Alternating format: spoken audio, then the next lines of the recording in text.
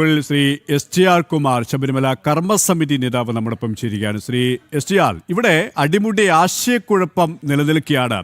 അത് കേസിന്റെ ആദ്യഘട്ടത്തിൽ തന്നെ ഉണ്ടായിരുന്നു. പ്രത്യേക അന്വേഷണ സംഘം ഈ ഒരു കേസ് ഏറ്റെടുത്തു. പക്ഷേ പിന്നീടുള്ള ഓരോ നീക്കങ്ങളും സംശയം ജനിപ്പിക്കുന്നതായിരുന്നു. സുതാര്യമല്ല അന്വേഷണം എന്നുള്ള വിമർശനം ഓരോ ദിവസവും സാധൂകരിക്കപ്പെടുകയായിരുന്നു. ഇപ്പോൾ VSCയുടെ പരിശോധനാ ഫലത്തിലും അവ്യക്തത നിലനിൽക്കുമ്പോൾ ഈ ഒരു സാഹചര്യത്തെ എങ്ങനെ നോക്കിക്കാണുന്നു താങ്കൾ? തീർച്ചയായിട്ടും നമുക്കൊക്കെ വളരെയധികം ചിന്താക്കുഴപ്പം സൃഷ്ടിക്കുന്ന തരത്തിൽ തന്നെയാണ് തുടക്കം മുതൽ തന്നെ കേസ് മുന്നോട്ട് പോയിക്കൊണ്ടിരിക്കുന്നത്.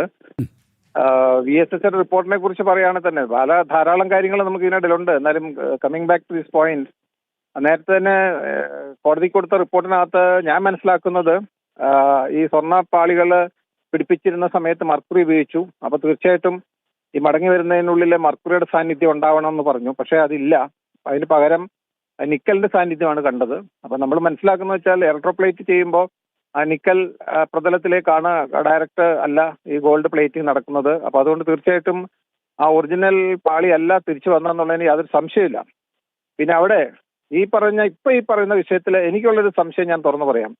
അതായത് ഈ ചെമ്പ് പാളികൾ ഇപ്പൊ പരിശോധിക്കുന്നത്, സ്വർണത്തിന്റെ കാര്യം കഴിഞ്ഞ പ്രാവശ്യം റിപ്പോർട്ട് ചെയ്തു. കാരണം ഇത് സ്വർണം ഒറിജിനൽ അല്ല, പോയതല്ല, തിരിച്ചു വന്നെന്നുള്ളത് ഓൾറെഡി പറഞ്ഞിട്ടുണ്ട്. അവരിപ്പോ ഇപ്രാവശ്യം മാറ്റി പറഞ്ഞത് എനിക്കറിയില്ല. മാറ്റി പറഞ്ഞത് നമ്മൾ എടുക്കേണ്ടി വരും. പക്ഷേ ഈ ഇതിന്റെ ബേസ് ആയിട്ടുള്ള ആ കോപ്പർ പ്ലേറ്റ് ഒരു കാരണവശാലും നമ്മൾ ഈ സ്വർണ്ണപ്പാളി അമാൽഗമേറ്റ് ചെയ്തൊരു പാളിയിൽ നിന്ന് സ്വർണം മാറ്റണം എന്നുണ്ടെങ്കിൽ തീർച്ചയായിട്ടും അത് ആസിഡ് മെൽറ്റ് ചെയ്താൽ മാത്രമേ സാധിക്കത്തുള്ളൂ. ആസിഡ് ഡിസോൾവ് ചെയ്താൽ സാധിക്കത്തുള്ളൂ. അങ്ങനെ ആസിഡ് ഡിസോൾവ് ചെയ്തതിന് ശേഷം എന്താ സംഭവിക്കുന്നത്? ചെമ്പ് ഉൾപ്പെടെ, കാരണം വെച്ചാൽ സ്വർണ്ണത്തിനെക്കാട്ടിൽ പെട്ടെന്ന് ഏത് ആസിഡിലും പോകുന്ന സാധനമാണ് ചെമ്പ്. അപ്പൊ ചെമ്പ് ഇല്ലാതാവും. അപ്പൊ തീർച്ചയായിട്ടും വേറൊരു മോൾഡ് ക്രിയേറ്റ് ചെയ്തിട്ടല്ലാതെ ഒരു കാരണവശാലും അതിൽ ഇലക്ട്രോപ്ലേറ്റ് ചെയ്യാനുള്ള സാന്നിധ്യമില്ല. കാരണം അവർ തന്നെ പറയുന്നുണ്ട് ഇലക്ട്രോപ്ലേറ്റഡ് ആണ്, നിക്കലിന്റെ സാന്നിധ്യം ഉണ്ട് എന്ന് പറയുമ്പോൾ തീർച്ചയായിട്ടും ഇലക്ട്രോപ്ലേറ്റഡ് ആണ് എന്നുള്ള സംശയമില്ല. മെർക്കുറി ഇല്ല എന്നുള്ളത് അതുകൊണ്ട് അതിന്റെ പുറത്തെ പതിപ്പിച്ചിരിക്കുകയല്ല അത്. അപ്പം ഒറിജിനൽ അല്ല എന്ന് അവരും പറയുന്നുണ്ട്. അപ്പൊ ആ ഒരു സാഹചര്യത്തിൽ ചെമ്പ് എങ്ങനെ പഴയ ചെമ്പാകും എന്നുള്ളത് തീർച്ചയായിട്ടും സംശയകരമായ കാര്യമാണ്.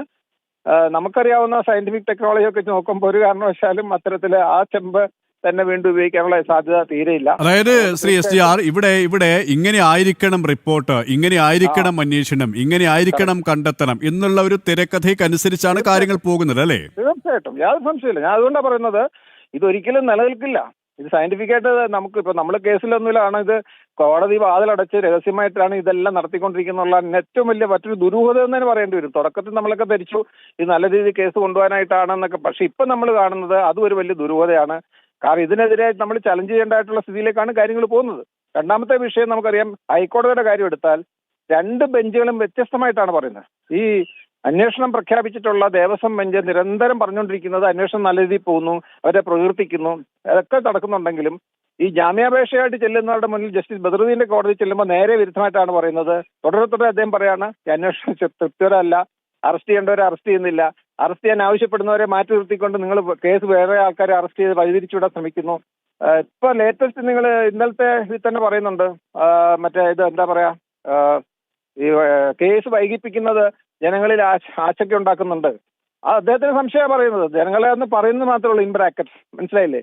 ആശങ്ക ഉളവാക്കുന്നുണ്ട്. കാരണം കേസ് നീട്ടിക്കൊണ്ടുപോയിട്ട് ഈ പ്രതികളെല്ലാം പുറത്തേക്ക് നാച്ചുറൽ ജാമ്യത്തിൽ ഇറങ്ങാൻ വേണ്ടിയിട്ടുള്ള ഒരു സംഭവമാണ്. അത് സംശയമൊന്നുമില്ല.